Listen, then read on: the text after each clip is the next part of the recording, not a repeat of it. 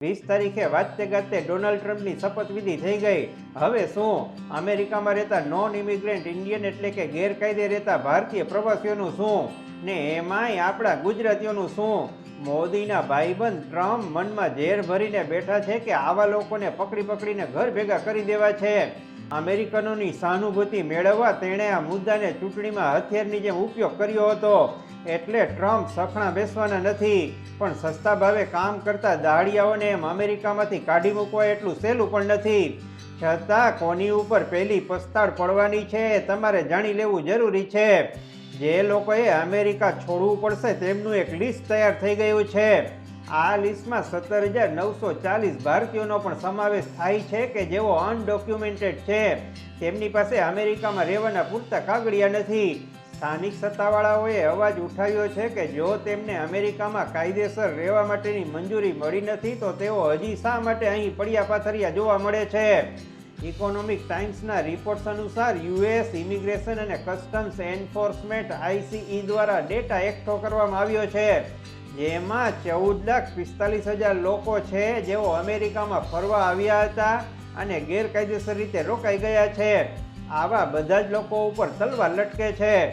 Media રિપોર્ટમાં એવું ખુલીને આવ્યું છે કે અમેરિકામાં ગેરકાયદેસર રીતે રહેતા ભારતીયો સહિત અન્ય દેશોના નાગરિકો સામે પગલાં ભરવા માટેની તૈયારી ત્યાંની સરકાર દ્વારા કરી લેવામાં આવી છે. ICEના રિપોર્ટ મુજબ પાછલા 3 નાણાકીય વર્ષોમાં 90,000 ભારતીયો ગેરકાયદેસર રીતે અમેરિકાની બોર્ડર ક્રોસ કરીને પકડાયા છે. આનો અર્થ તેઓ એવો કાઢે છે કે આટલા લોકો તો માત્ર પકડાયા છે, તો અમેરિકામાં ઠેકડો મારીને ઘૂસી ગયા હોય એવાનો આંકડો તો બહુ મોટો જોવો જોઈએ. બધા જાણે છે કે પાછલા બારણે છીંડું પાડીને અમેરિકામાં ઘૂસી જવામાં ગુજરાતીઓ માસ્ટર છે. આથી તેઓ ગુજરાતીઓ ઉપર ચાંપતી નજર રાખી રહ્યા છે. ડોનાલ્ડ ટ્રમ્પ ભલે અમેરિકાના રાષ્ટ્રપતિ બની ગયા હોય પણ એક ઝટકે લાખો લોકોને હાંકી કાઢવાનો નિર્ણય લઈ શકે નહીં. જો એને એવું કરવું હોય તો દેશમાં કટોકટી લાદવી પડે. જો કે ટ્રમ્પ સરફીરા માણસ છે, આથી જ તેણે જરૂર પડશે તો ઇમરજન્સી એટલે કે કટોકટી જાહેર કરતા અચકાઈશ નહીં એવું કહીને ત્યાં વસતા નોન ઇમિગ્રન્ટ્સ લોકોના જીવ ફફડાવી મૂક્યા છે. જેવી ચૂંટણી પછી કે તરત જ ટ્રમ્પે અવૈધ રૂપથી રહેતા પ્રવાસીઓને દેશવટો આપવાનું રટણ ચાલુ કરી દીધું હતું. એણે જણાવ્યું હતું કે અવૈધ રૂપથી રહેતા પ્રવાસીઓને હાંકી કાઢવા માટે તેઓ સેનાનો ઉપયોગ કરશે. તેણે વધુમાં કહ્યું કે આવું કરવાથી અમેરિકાની દશા અને દિશા બદલાઈ જશે. ઇમરજન્સી લગાવવાનો મામલો ટ્વિટર ઉપર પોસ્ટ કરાયેલા એક સંદેશ ઉપરથી પ્રકાશમાં આવ્યો છે અને દિવસે દિવસે તે તૂલ પકડતો જાય છે. ટ્વિટર ઉપર ટોમ ફિટોન નામના માણસે લખ્યું કે ડોનાલ્ડ ટ્રમ્પ અમેરિકામાં નેશનલ ઇમરજન્સી લગાવીને ઘૂસપેઠિયાઓને દૂર કરવાની તૈયારી કરી રહ્યા છે. આ પોસ્ટ ઉપર બીજું કોઈ પ્રતિક્રિયા આપે એ પહેલા ખુદ ટ્રમ્પે જ સમર્થનની મોર મારી દીધી કે ટ્રુ ધેટ, મતલબ બિલકુલ ઠીક સુના આપને. હવે સવાલ એ છે કે ટ્રમ્પ ક્યારે અને કેવી રીતે ઇમરજન્સી લાગુ કરે છે. વાતને આગળ વધારવું એ પહેલા નેશનલ ઇમરજન્સી શું છે સમજી લો. અમેરિકામાં સરકાર પાસે એવો અધિકાર હોય છે કે તે ગમે ત્યારે નેશનલ ઇમરજન્સી ડિક્લેર કરી શકે છે. પણ આ જો અને તો જેવો મામલો છે. જો નેશનલ ઇમરજન્સી ડિક્લેર કરવામાં રાષ્ટ્રહિત ન સમાયેલું હોય તો સરકાર મનસ્વીપણે આવો નિર્ણય નથી લઈ શકતી કે સામાન્ય રીતે નથી એની અનુમતિ આપવામાં આવતી. અત્યાર સુધી અમેરિકામાં 82 વખત નેશનલ ઇમરજન્સી ડિક્લેર કરવામાં આવી છે, જેમાંથી 42 હજી અસ્તિત્વમાં છે. કોઈ પણ નેશનલ ઇમરજન્સી લાગુ કરતા પહેલા સરકારે લાંબી કાયદાકીય પ્રક્રિયામાંથી પસાર થવું પડે છે. હવે સિક્કાની બીજી બાજુ સમજો. જો ટ્રમ્પ રાષ્ટ્રીય કટોકટી લાગુ કરે તો એનો દાવ ઊંધો પડી શકે છે. જો કટોકટી લાગુ થાય તો દેવાના બોજ નીચે દબાયેલ અમેરિકાની GDP 4 થી 6% ઘટી શકે છે. હુરુરુરુ હુટ કરતા 14 લાખ લોકોને હાંકી કાઢવામાં આવે તો ટેક્સની રકમ ઘટતા સરકારની તિજોરી ઉપર માઠી અસર પડી શકે છે. કારણ કે અવૈધ રૂપથી રહેતા પ્રવાસીઓ પણ ભારી ભરખમ કરની રકમ તો ભરી જ રહ્યા છે. આંકડા બતાવે છે કે સ્ટેટ અને નેશનલ લેવલે અત્યાર સુધીમાં અવૈધ પ્રવાસીઓએ ગાડા ભરીને ટેક્સ ચૂકવ્યો છે, જેનાથી સરકારને તગડું રાજસ્વ પ્રાપ્ત થઈ રહ્યું છે. જણાવી દઉં કે અમેરિકામાં દર ચોથો માણસ અવૈધ પ્રવાસી છે. જો કે ટ્રમ્પનો કોઈ ભરોસો નહીં.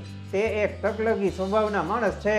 એ હું મરું પણ તને રાન કરું એવી નીતિમાં માને છે. આગળ પાછળનો વિચાર કર્યા વગર પોતાનો કક્કો સાચો કરવા ઇમરજન્સી લાગુ કરી દે તો એની પૂરી શક્યતા દેખાઈ રહી છે. ટ્રમ્પે ચૂંટણી પ્રચાર દરમિયાન ગાય વગાડીને કીધું હતું કે સત્તા ઉપર આવ્યા પછી પહેલા 100 દિવસના એક્શન પ્લાનમાં ઘૂસપેઠિયાઓને હાંકી કાઢવાનો મુદ્દો સામેલ છે. મતલબ એ કે 20મી જાન્યુઆરી પછી અવૈધ પ્રવાસીઓ ઉપર ટિક 1 ટિક 2 ચાલુ થઈ ગયું છે. આથી અમેરિકામાં રહેતા ભારતીયો અને ગુજરાતીઓએ પાણી આવે એ પહેલા માત્ર પાળ જ નહીં, સિમેન્ટ કોન્ક્રીટનો ડેમ બાંધી લેવો પડશે. સૌથી પહેલા તો ટ્રમ્પ સરકાર એવા લોકોને વિમાનમાં બેસાડીને કાઢી મૂકશે જેમની સામે આપરાધિક મામલાઓ દર્જ છે. આથી અમે અમેરિકામાં વસતા ભારતીયોને ભલામણ કરીએ છીએ કે પૈસા હોમી દઈને પણ તમારો કેસ રફે દફે કરાવી લેજો અથવા પેનલ્ટી ભરીને મામલો ખતમ કરી નાખજો. હવે મરણિયા બનેલા ટ્રમ્પ ગમે ત્યારે કંઈ પણ કરી શકે છે. ડોનાલ્ડ ટ્રમ્પ 2015થી કહેતા આવ્યા છે કે અમેરિકાને અડીને આવેલી મેક્સિકોની દિવાલને એટલી ઊંચી કરી દેવામાં આવશે કે કોઈ અમેરિકામાં પાછલા બારણેથી આવી ન શકે. પણ ગુજરાતીઓ કહે છે લંબી દીવારે ચુનવા દો, લાખ બીઠા દો પહેરે, હમ ફાંડા પાડકર અમેરિકા મેં ઘૂસ જાएंगे.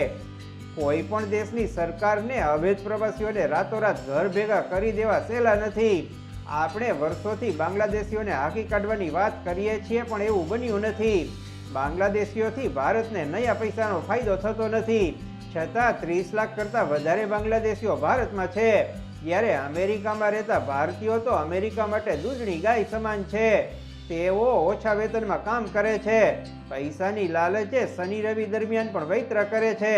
જ્યારે સ્થાનિક અમેરિકનોને નોકરીએ રાખો તો એને સરકારી નીતિ નિયમો મુજબ ઊંચું વેતન આપવું પડે છે.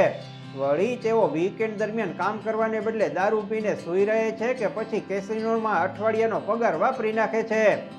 અમેરિકાના ગ્રોસરી સ્ટોર્સ, સુપરમાર્કેટ્સ અને ગેસ સ્ટેશનો અવૈધ પ્રવાસીઓના બલબૂતા ઉપર ચાલે છે. માની લો કે આ બધાને સાગમટે ઘેર મોકલી દેવામાં આવે તો લેબર શોર્ટેજ ઊભી થાય. આમ છતાં વિનાશ કાળે વિપરીત બુદ્ધિ. ટ્રમ્પ ઈદી અમીનવાળી કરે તો હાહાકાર મચી જવાનો અને ટ્રમ્પ નેગેટિવ રીતે તો નેગેટિવ રીતે પણ હીરો બની જવાના. હવે એને મોદીની જેમ 28-29ની ચૂંટણી લડવાની નથી. કારણ કે અમેરિકામાં કોઈ પણ પ્રમુખ 2 થી વધારે વખત ચૂંટણી લડી શકતો નથી. અમેરિકામાં સુરતે હાલ એ છે કે અવૈધ વિદેશીઓ નોકરી કરીને તનકારા કરે છે ને લખણ ખોટા સ્થાનિકો નવરા બેઠા છે. આથી બેરોજગારીનું પ્રમાણ દિવસે દિવસે વધતું ચાલ્યું છે. પરિણામે ન માત્ર ટ્રમ્પ, સ્થાનિકોમાં પણ ઈર્ષાનો દાવાનળ ભભૂકી રહ્યો છે. કમલા હેરિસ ટ્રમ્પ કરતાં 100 ગણા સારા નેતા છે.